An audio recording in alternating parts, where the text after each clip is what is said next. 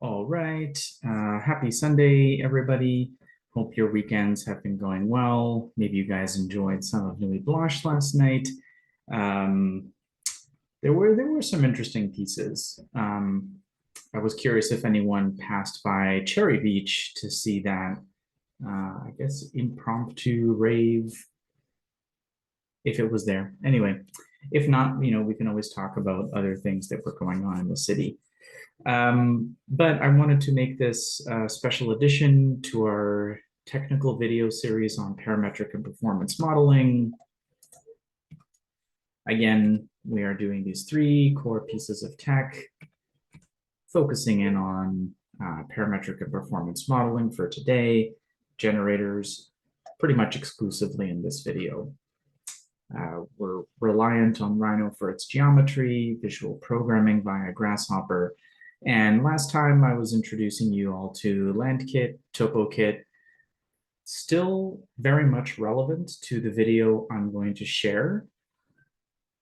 The video covers some elements that were made prior to my knowledge of TopoKit, but could be included and mixed. And I would love to have a discussion with you all on how you think that might happen. But what I wanted to talk about today, I showed a little bit of this precedent called the Max for Landscape project, which had this great sine wave geometry to its topography. And we'll talk about other ways and other designers that are using mathematical functions to help them generate topographical models and then projects. So a quick little precedent introduction. The Max IV Laboratory Landscape Park is pretty amazing because it's not just an academic project. It's practical, it's constructed. It was made about 7 years ago, 8 years ago in Lund, Sweden, by the architecture and vertically integrated studio called Snohetta, based out of Norway, which does landscape, architecture, and some urban design. And it covers a range of different topics like form finding, analysis, communication to stakeholders, and some simulation. For those of you who are not familiar with the project, it was described by another landscape architect, Philip Bileski, who authors the Groundhog plugins and is a strong voice and advocate for parametric modeling for landscape architecture as a defensive topography that creates an intricate series of rolling mounds to dampen vibrations from a nearby highway. So again, this ring-like building, almost like, I guess, the new Apple headquarters, is a lab which is conducting a series of really sensitive experiments inside, and was getting disrupted by both highways on either end, both from vibration and acoustics. And so the idea was to take the cut that was coming out from preparing the site for this building and use the cut to fill in these strategically made mounds that would achieve this performance objective. So this is a little diagram showing how they made those mounds. So this is just like the site in white. And they had these radial arms coming out from it, kind of a spiral pattern. And they bent those spiral arms. So you can imagine a straight line that then has a bit of a curve bend to it. And then they just mirrored those curved lines to create these intersecting patterns. And on these intersections, they made a mound. Or rather, they might have used the point of that intersection to pull up the topography to create a series of these dimples. This is an aerial view, kind of a diagrammatic aerial view of the contours that were made as a result, and just a little more focus as to, some fun they had in the central part of the ring. Just another view. But they called out a series of features that they thought would be really important to sell the project's slightly more expensive landscape feature. And those four features that I flagged were number 5, 4, and 6. So they had a whole range of things that made it a quote unquote green facility. But elements 4, 5, and 6 were really strong on the landscape architecture. So the excavated soil has been reused to make the hilly landscape, reduce vibration. It is not enclosed, it's open to public. And the roof absorbs rainwater, which provides insulation, increased green space factor. It's also, I should have flagged number 7, which I think is over here. But rainwater is collected in local ponds for infiltration. So yeah, these are just a zoom in on those particular features. This is a view of the site under construction. These were some initial experiments making the project in Rhino and Grasshopper. This project is, I would say, fairly famous in the time of 2016 because it was a really methodical approach to creating this concept of a landscape. And this team from Snohetta did a really great job, and it was really inspirational for many designers. And Jillian Wallace and Heike Rahman from Landscape Architecture Design and Technologies cover this. Philip Bileski covers this project. A number of authors revisit this. Even our parametric design for landscape architecture author covers this project. This was a view of how the project was made into a 3D model, which helped them communicate with the client. Presenting experiments like this might be a little abstract. And so making physical models was really key and actually became the most important part of the project, making either 3D printed models or CNC milled models. Because the building is so simple, just a ring, most of the form finding and design iterations were done on the landscape. Here's a few views of how they were, sorry for low resolution here, I think this was scanned in from the book, how they were making their Grasshopper file to create these spirals that would then pull up these forms, and then some details as for drainage and walkability. This was a way that they were analyzing their mesh.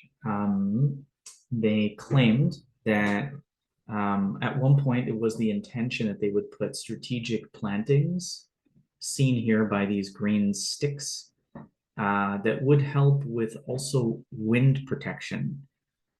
And this was kind of key also for the building as a way to help reduce its energy consumption footprint. You might imagine that in the winter time, cold winds are blowing against the building and might be basically wicking away heat in some fashion. Or maybe pushing load against the glass, and things like that would impact energy consumption of the building. And so the aspiration was to put plantings in a specific way that would block that wind or buffer that wind against the building. And this might be inspiration for you as well.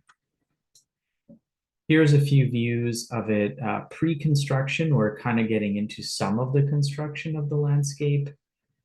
This is it in the winter time, kind of looks like those 3D printed models. This is it being prepared for site.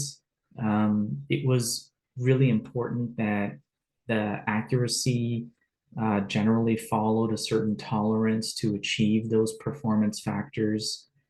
And here are some views of the project after completion. So people walking around on these hills and mounds, some features that they put down. These are some of the pond features, the bridge that they mentioned. and just different views at different times of day.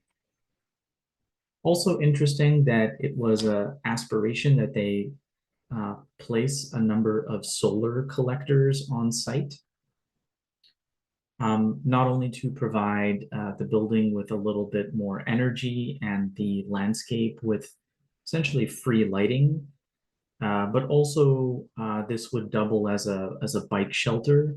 And I think in some newer renovations to the park, they actually also added the ability for these to plug your electric bike into. So as I mentioned, there's a few people that have talked about this project, actually quite a number of them. One of them that I thought was pretty interesting is the author of Groundhog.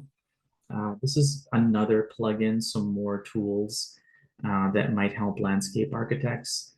And Philip Bolesky has both some documentation of that plugin, some techniques, but he also calls out some projects that I think would be pretty interesting for you to take a look at. And in that little documentation, he kind of goes over the same things that we did in this presentation already. And he documents how he might approach making the same topography.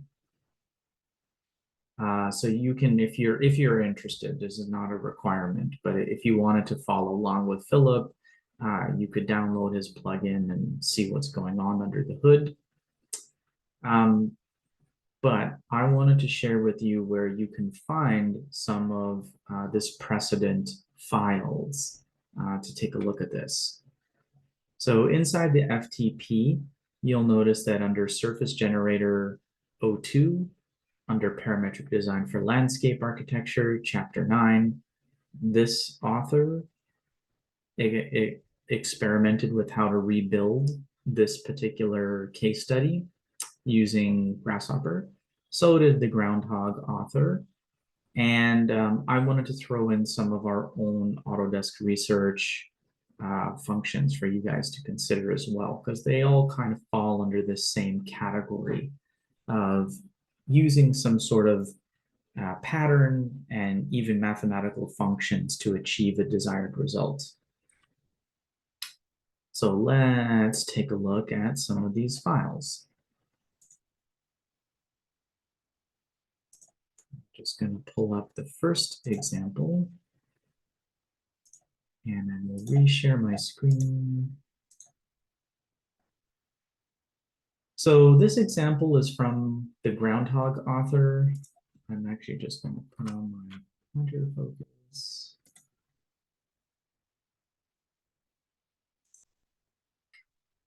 So you'll see here that Groundhog is a sample file.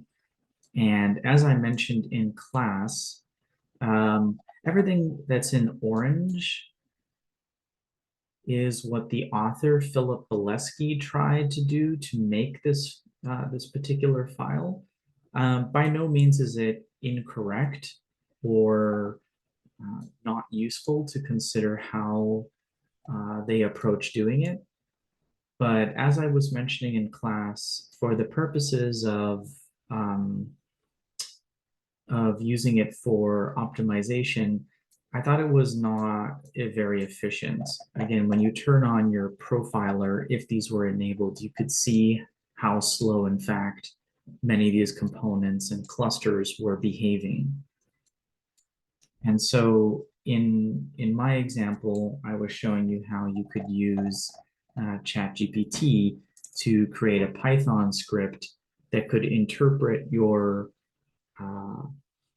intentions in a kind of pseudocode fashion in order to create a kind of similar effect or similar result. And in this case, I already tried stringing it up to Galapagos for a fitness objective, which was to just maximize the area that this resultant landscape might make, just to show you how it could be done. And below, I gave you all the raw files files, components that show you how I experimented and failed many times in order to get to a result that I actually wanted. So this is a file that shows you how one person tried to approach making it using these clusters of components, and then how I approached making it with a slightly different technique. Same inspiration and aspiration, just different ways of making the generator, different ways of making that geometry. Another example, it comes from the author who made parametric design for landscape architects, specifically chapter 9, pages 205 to 208 of the PDF. The author, I think, actually did a really great job at imagining how it would be put together. So these components here were a first attempt at putting this together, following more or less exactly what the author was suggesting on those pages. But it's actually the cluster of components that are lower here that are the ones that I thought would be a little more useful generally and more useful for the use of a genetic algorithm for optimization. So I'm not going to go through all of this in detail, but I will just mention that there is annotation that may be useful to see how these initial guide curves were made, and then how they pull up on a mesh to create the final result. And there's some pretty good flexibility in here. There's just a little bit of, it is a little slow. You can see here that to go to the closest point, like treating the mesh with an attractor, to get this, it takes 8.6 seconds. So that is a slight concern when this example was put together. Again, if you are wondering how am I able to see a component taking as long as it does, I make sure to have a display, a canvas widget of the profiler, which allows you to see how long certain components take. And once I saw this, I was like, you know what? This is a great approach, and maybe it could be made slightly more efficient with some settings, but that's where I was more interested in crafting an algorithm from scratch that would actually be a little faster. You can see here that my method of making this topography took 294 milliseconds. And even combined with two of these ones to make each radial arm different, it equals about half a second.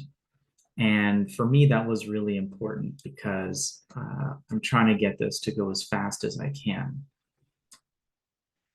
So those files are there for you to take a look at, just how people approached making this one example file,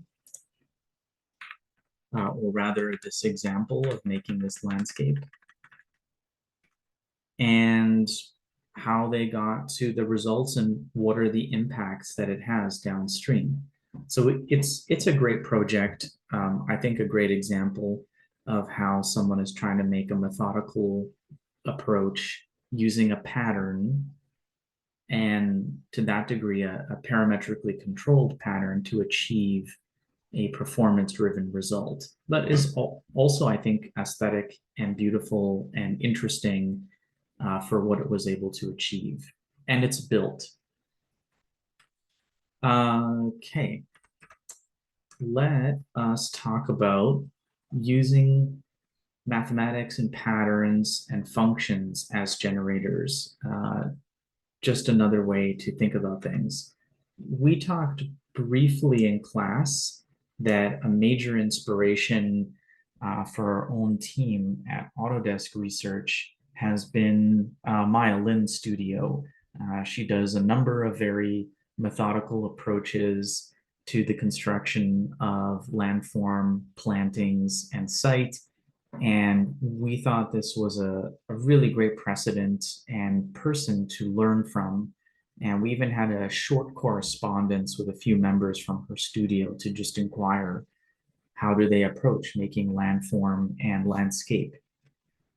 And generally speaking, they were pretty open about the fact that they like using repeatable patterns.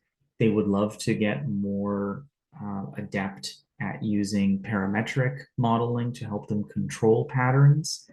And they were interested in performance, but were very open that they liked doing patterns also for its um, aesthetic effects. And so there's some great examples like the wave field or the Flutter project or the 11-minute line. Um, all of these could be tied to performance-based evaluators or metrics. They're not immediately, um, but you could imagine how they might be. And I think this is what is really inspirational about Maya Lin's work. So I'm not going to go into too much more detail about Maya Lin, but I will say that that's a great precedent to think about making your generators. And instead, I wanted to mention how a few of us at Autodesk Research have been trying to interpret that initial conversation we had with her studio into different functions that we could do for our own projects. And I'll be happy to share our own projects even as early as next week. The client is happy to start sharing information out as soon as next week's sign off with the city of Oakland gets passed. So the specific file that I'm sharing here can be found in the FTP under Autodesk Research Surface Generation and Functions. There's a primary file here just called functions, and then there's a series of files under here that all work with this particular Rhino file. So I just pulled all of these into Rhino here, starting with number one. Number one is one that we've been working on pretty hard, actually, internally. A lot of these files were initially developed for Dynamo for Revit. And then I've been translating these into some Grasshopper equivalents. But we were really interested in Maya Lin's work and how you could create these fields of intersecting waves. And when we found out that it was primarily just sine wave, we took that as a great source of inspiration, and we made our own Python scripts to be able to control these kinds of intersecting fields. And in this case, there's a couple of control points you can see here that affect the topography. Very, very lightweight.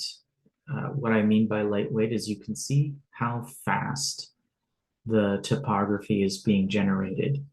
And that's a really strong sign that this is going to be a great performing, useful generator for use of optimization. There's a couple of other settings here that perhaps could be turned into inputs. But for our purposes, we just wanted to let the genetic algorithm really just focus on what's the best position of these attractors to create a desired result. And you can see there's some really nice wave interference patterns that get made. This was that aspect I was mentioning of surprise that can get made when you make a generator do a good job. You can see these really interesting patterns getting made that maybe you could not imagine coming up with as a human being. And that's kind of what some of the magic behind making generators is, this kind of fine art. So I would encourage you to take a look at some of these files and just start playing with them. And if adding sine wave functions to your topography sounds like it might be interesting, you're more than welcome to recycle some of these if you are interested or want to. If you want to make your own, there are ways of making your own. These were some of my quick experiments. Basically asking ChatGPT to imagine different kinds of generators. This one based on the concept of Perlin noise. So in this case, I'm basically just allowing the script itself to create a number of things according to scale, height, width that would affect the pattern. And you can see it's fairly fast as well. It's a little coarse resolution just because it's a low grain mesh. But all of these would be also potentially useful as generators. It's a surprise function and feature, and the computer's helping you imagine new topographies that you might not be able to. I'm just going to take a quick pause here. Okay, sorry for the pause. Where was I? Yes, some functions that would create some surprise topography. So this was another example of making a Grasshopper Python script using ChatGPT. You're welcome to, you can read this if you want to understand what's going on, but you guys are more than welcome to also just recycle and Frankenstein these components directly. The way that this one is working specifically is that it is asking Python to create for me a particular pattern inspired by Perlin noise and Voronoi to directly create a series of points that would build a mesh. And I wanted to affect the width and the height in the XY plane. I wanted to change the scale of the pattern. You can see as the scale goes down, these bubbles get bigger. And as the scale grows, it gets finer and smaller. And there's something called a max gray value, which essentially translates the effect, imagining that this is creating a black and white image that pushes the topography up and down. It's just changing the grayscale value that would affect the highest highs and the lowest lows. Again, I just strung this up to Galapagos for you all just to see that, in the end, I can measure something like area and have Galapagos try to optimize that for me. And just some visuals if you wanted to see coloring the topography according to elevation. So this file here, Autodesk Research Functions, you guys are welcome to see. These are some translations of what we've been doing inside of our own tools. I've just been spending some time to translate this into Grasshopper for you.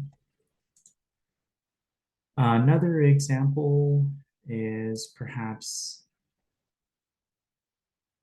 this one here, number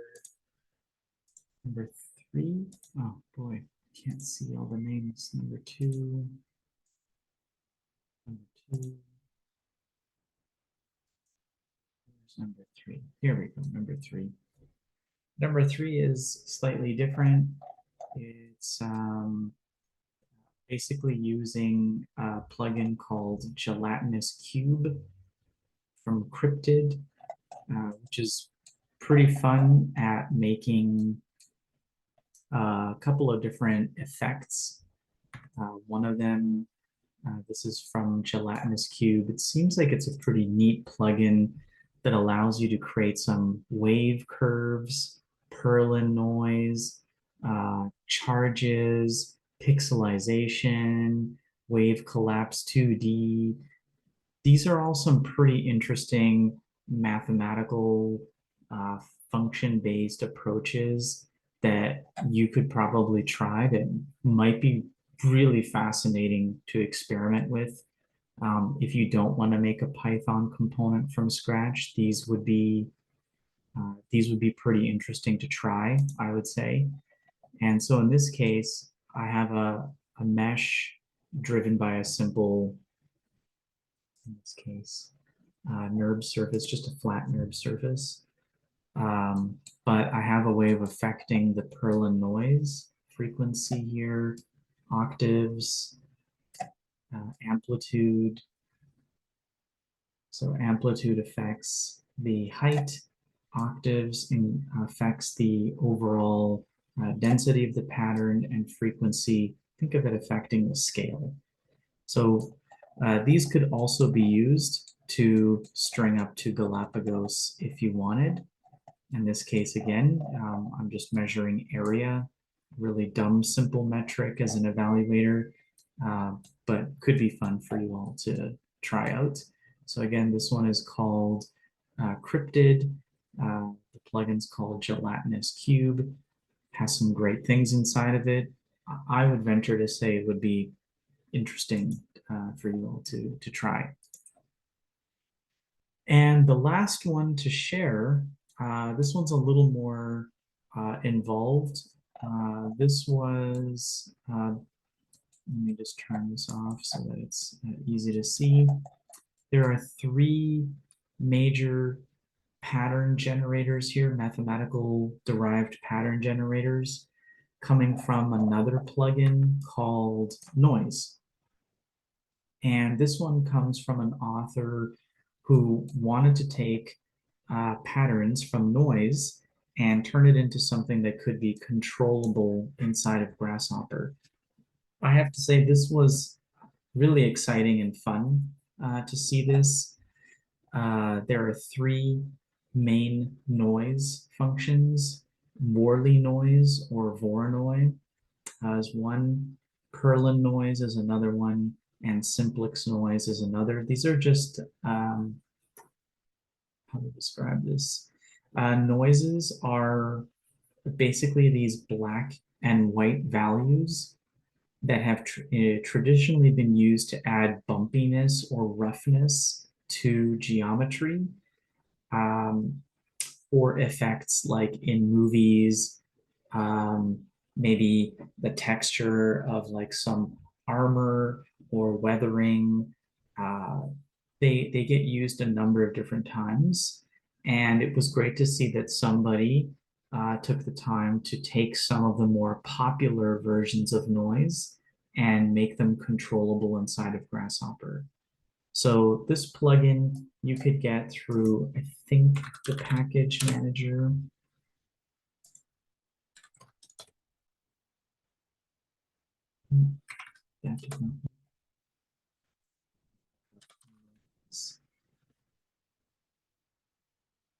Yes, Noise 4D is where you can find this if you want to download it. And the same thing with that Gelatinous Cube, you could download it here. So pretty great ways of extending making topography using noise. In this case, I strung each of them up. A lot of these come with some example files. I just took the time to apply these examples to our 50-meter swatch, just so that you can kind of see how it works. And I do it always the same way. I have a mesh that I'm creating from just a flat sheet of surface. And then I break that mesh into vertices and faces, do something to it, and then reconstruct that mesh at the end. So in this case, the first example at the top here highlights how Perlin noise could be used. but then I show you how you can use Voronoi noise with some random functions just for demonstration purposes. The randomness comes from the population of 2D points, which I don't recommend. I'm just showing you how the Worley noise works. You could replace this by putting in your own strategically put points to avoid this being randomized. And then the last one is using simplex. So I just highlight all three of these noise patterns for you. So what do these look like? This is just a mesh container showing you how it's created at the end. And it's asking for points.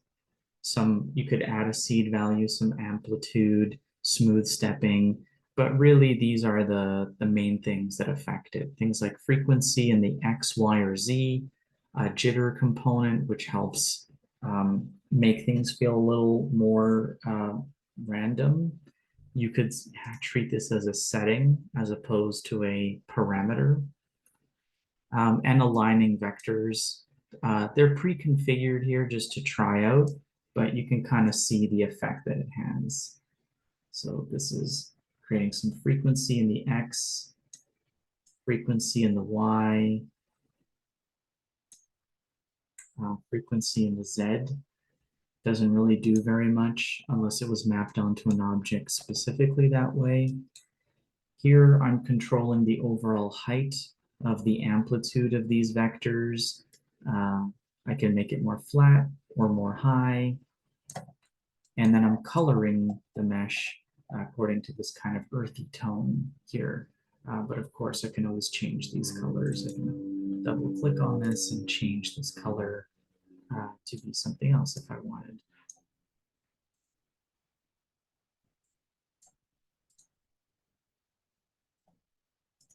So nothing super special here, but yeah, you guys are welcome to try some of these out.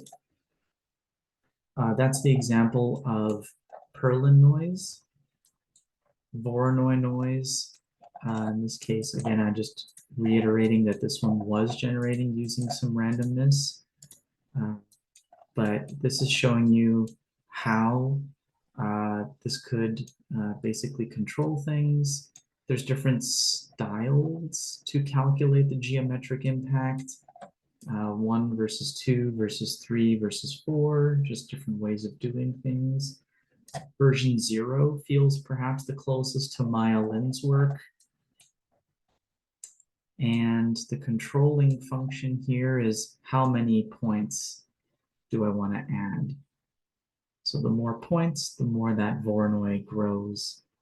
And again, I have a chance to change some of the stylization of these patterns. So just another way to play.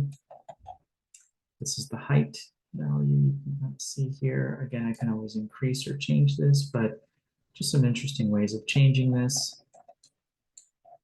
And I'll close that up and show you the last one of simplex noise. Simplex noise. Oh, I didn't add a color to this.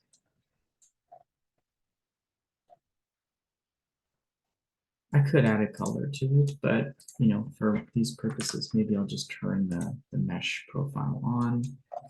Simplex noise just says, give me a scale factor. Actually, you know what? I am going to turn on color because this is a little hard to see. I'm just going to get this here.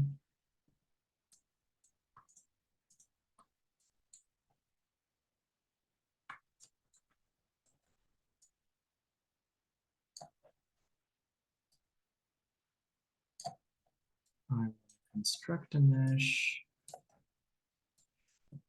I don't have any color values, so I want to create some color values based on the heights of things.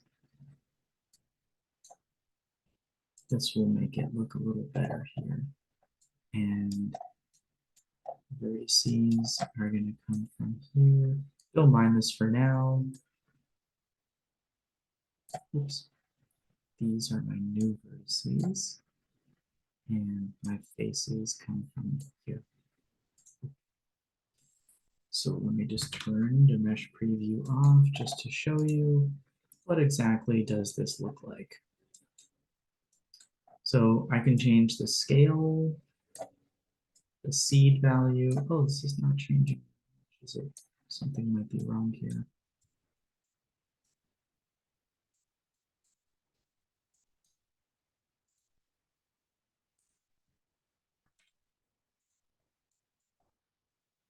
Let's see if this is changing. Oh, it is changing. It's just very subtle. Okay.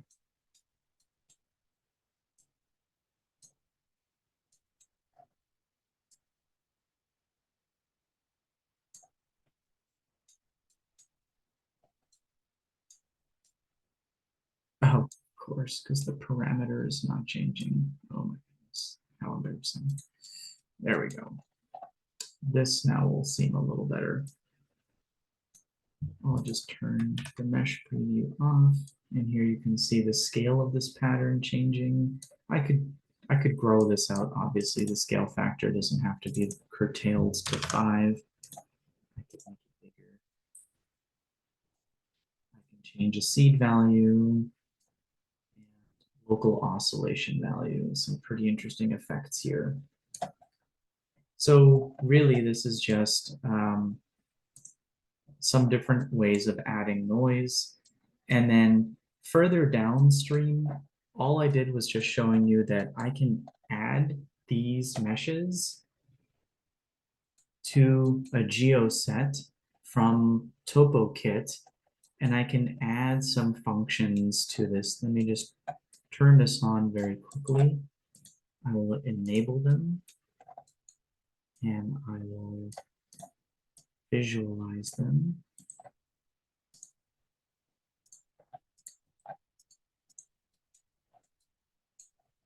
So basically, I have taken a mesh from here, and I've smoothed it out using a Catmull-Clark just to make it a little more refined. And I've used that mesh and gave it to TopoKit as a geoset. If you recall from the last video, I can give other geometry to make a geoset, and then I can make a geoset which can make a topography. It's a data container for LandKit specifically. And from there, what I wanted to do was to make a series of control points, which you can see here, that would create a series of hexagons. I didn't have to make hexagons, I just decided to do that. But I moved those hexagons in the Z axis, and then I wanted to grade my topography up to that level. So let me just turn the hexagons off and turn this Catmull-Clark version off. And you can see now that I'm basically mixing and matching. Maybe I will do this just so that I use color to visualize things.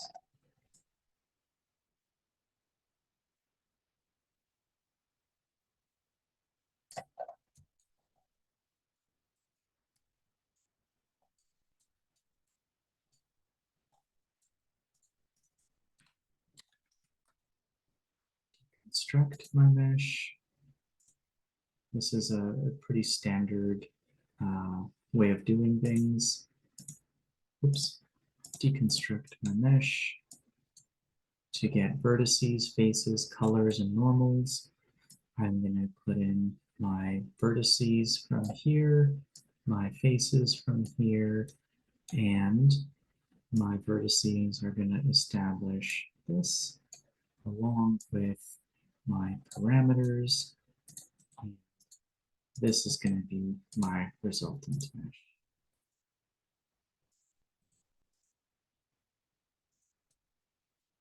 It's making a strange color, not totally. So I needed the vertices to be a Z value. I'm not going to bother with this for now. What's maybe most important is that you can see the actual effect that it has, that as I move these hexagons,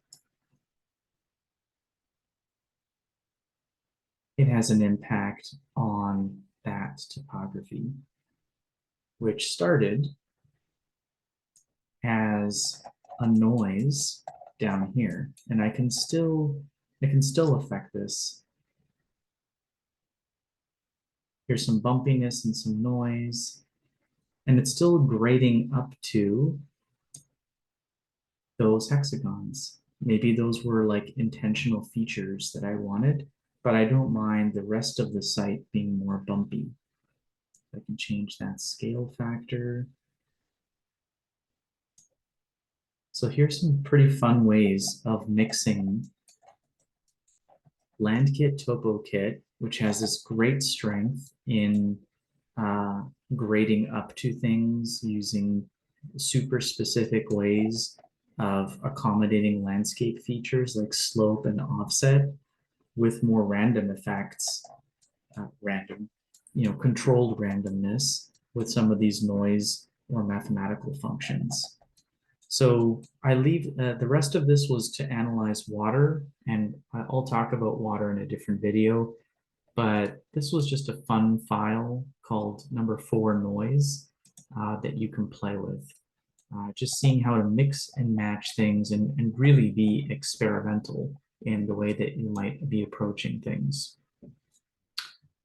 So with that, I'm gonna stop here and just say, have fun with these files. They're really there for you guys to play with and come up with interesting effects and ideas, whether it's being inspired by people like the Max 4 landscape and sine waves, or some of Maya Lin's work. There's many ways to imagine patterns, parametrically driven patterns affecting your topographies and landscapes. So I'll stop the video here and have a good rest of your Sundays.